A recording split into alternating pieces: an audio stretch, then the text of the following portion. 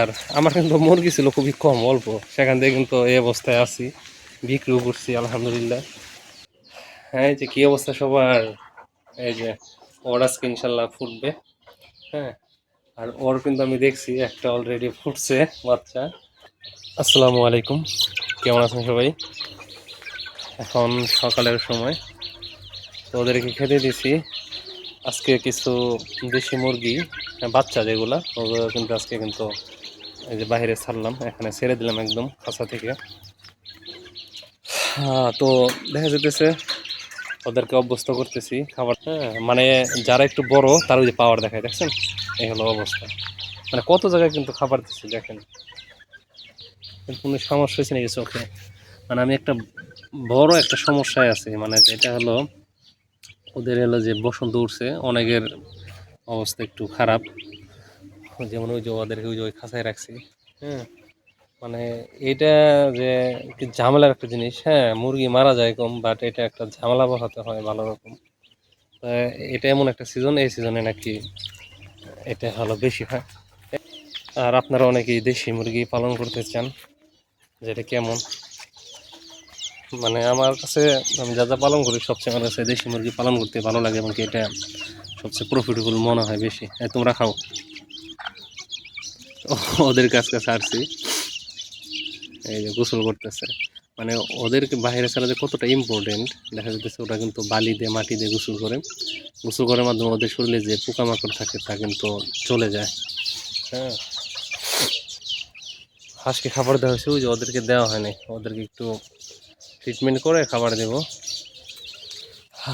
দেশি মুরগি পালনে আপনি যদি বলেন যে সবচেয়ে বড় সুবিধা কি, আমি যেটা মনে করি সেটা হলো এর বাজারের জন্য কোনো ব্যাপারী বা কারো কাছে ডিপেন্ডেন্ট হতে হয় না। ইচ্ছা করলেই দেখা যাইতেছে এটা হাট বাজারে নিয়ে সহজে বিক্রি করতে পারেন। কিন্তু অন্য অন্য যে সেক্টর, পোলট্রি বলেন, সোনালী বলেন, এক্ষেত্রে অনেক সময় মানে ব্যবসায়ীদের হাতে জিম্মি হয়ে থাকে। হ্যাঁ, এই যে কি অবস্থা সবার, এই যে ওর আজকে ইনশাল্লাহ ফুটবে। হ্যাঁ, আর ওর কিন্তু আমি দেখছি একটা অলরেডি ফুটছে বাচ্চা। আর অনেকেই চাইছেন, অনেকেই বাচ্চা চাইছেন।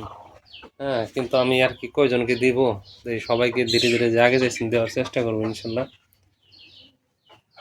তো মাশাল্লাহ দোয়া করবেন আমার জন্য। হ্যাঁ, অনেক পরিশ্রমের পর এই যে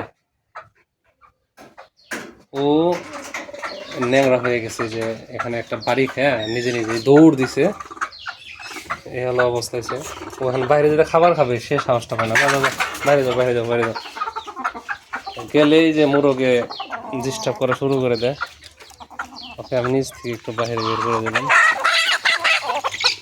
আবার পাওয়ার আছে দেখি। ঠিক আছে, খাও খাও খাও খাও। আর আমার কিন্তু মুরগি ছিল খুবই কম, অল্প, সেখান থেকে কিন্তু এই অবস্থায় আছি, বিক্রিও করছি আলহামদুলিল্লাহ। সবচেয়ে বড় বিষয় হলো আল্লাহ তাআলার ইচ্ছা। হ্যাঁ, দেখা যেতেছে অনেক সময় রোগ ব্যাধি হয়ে কিন্তু অনেকের অনেক মুরগি মারা যায়। আমার আলহামদুলিল্লাহ সেরকম বড় ধরনের কোনো বিপর্যয় ঘটে নাই। সব কিছু মিলে আল্লাহ যদি চায় তাহলে আপনি এই সেক্টরে কিন্তু ভালো পরিমাণ টাকা আর্ন করতে পারেন, আমি যেটা বুঝতেছি। তারপর অনেকেই কোনো একটা বিপর্যয় ঘটলে, যেমন কিছু কিছু খামারে সময় মানে রোগ যদি ছড়িয়ে পড়ে, এটা মারাত্মক রোগ হলো রানীক্ষেত, আপনি যদি অবহেলা করেন, ভ্যাকসিন না করেন, তাহলে কিন্তু এই রোগটা ছড়িয়ে যেতে পারে। এক কথা, বেশিরভাগ ক্ষেত্রে দেখা যাচ্ছে অবহেলার কারণে কিন্তু মুরগিগুলা কিন্তু টিকে না। হ্যাঁ, আপনারা যেটা করবেন অবশ্যই ভ্যাকসিন কমপ্লিট করবেন যেগুলো সম্ভব। বার্ড ফ্লু এটা দরকার, কিন্তু বার্ড ফ্লু ভ্যাকসিনের যে দাম ওইটা করা সম্ভব না, কিন্তু যেটা তো করা যায় সেটা হলো রানীক্ষেত। রানীক্ষেতে কিন্তু আমার বাচ্চাগুলো রানীক্ষেতের ভ্যাকসিন করা আছে, বড়োগুলোরও কিন্তু করা আছে ভ্যাকসিনগুলো। তো এর জন্য দেখা যাইতেছে, আর আপনারা যদি মুরগি সংগ্রহ করেন তাহলে এমন জায়গা থেকে সংগ্রহ করবেন যেটা রোগ ব্যাধি আলা মুরগি সংগ্রহ করা যাবে না।